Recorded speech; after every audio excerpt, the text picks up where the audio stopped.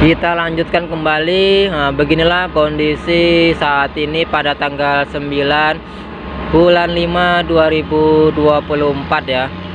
Nah, ini nggak lama lagi kan selesai ya proses penimbunannya.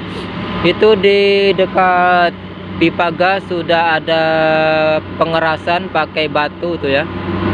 Masih beberapa meter lah itu di dekat jalan pipa gas.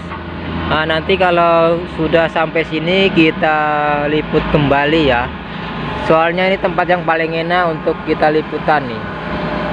Tempatnya adem, tinggi. Oke, jangan lupa like, komen, dan subscribe CCTV Tol Senawar Tempino dan CCTV Tol Jambi Palembang. Semoga bermanfaat informasi dari kami ya. Jangan pernah bosan-bosan, kita selalu update terus.